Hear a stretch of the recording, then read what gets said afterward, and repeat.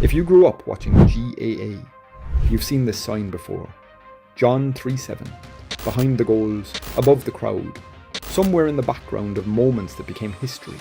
All-Ireland finals, packed championship Sundays, big points, last-minute goals. No matter where the cameras turned, somehow the sign always seemed to be there. And eventually, it became part of the game itself. Most people never questioned it. You'd see it for a second, then the match would pull your attention somewhere else. But while millions of people recognised those words, very few people ever stopped to think about the man holding them. Who was he? Why was he always there? And how did one quiet supporter become one of the most recognisable figures in GAA history without ever kicking a football or lifting a hurley? For years, nobody really knew his name. To most people, he was simply the John 3-7 man. The yellow sign became impossible to miss. Rain, hail or sunshine, league game or All-Ireland final. There he was, always standing somewhere behind the goals, always holding the same message. And over time, something strange happened. He stopped becoming just a spectator. He became part of the atmosphere, the kind of figure that only sport can create, recognisable, without ever truly being known. The thing about the GAA is that it's built on familiarity. The same roads to matches, the same voices in the crowd, the same seats in the stand. There's comfort in that. And somehow, this man with the yellow sign became part of that routine too.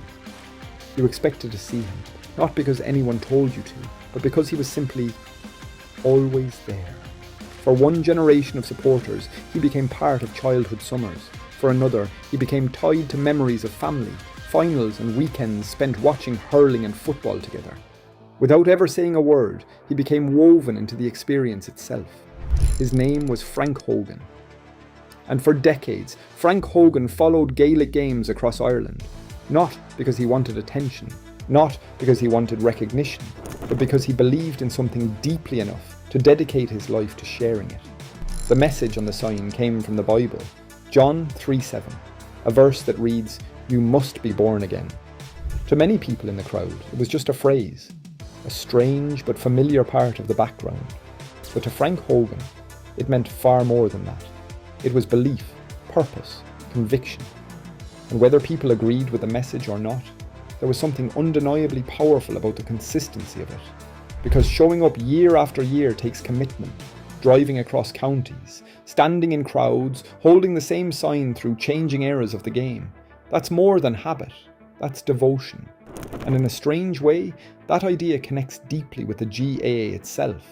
Because Gaelic games have always been about more than just a sport.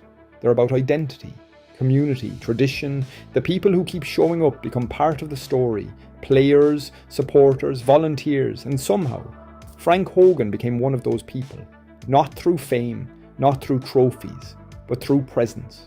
As years passed, generations of players came and went. Managers changed, teams changed, the sport evolved. But somehow, Frank Hogan remained. Still behind the goals, still holding the sign. And because of that, he ended up appearing in the background of some of the biggest moments in GAA history. Moments people still replay today. Without even realising it, supporters began associating him with the feeling of big championship days, long summers, big crowds, the sound of Sunday afternoon in Croke Park. He had become part of the memory itself. March 7th, 2020. Aged 81, Frank Hogan had passed, and suddenly, people realised something. They hadn't just recognised the sign, they had recognised him.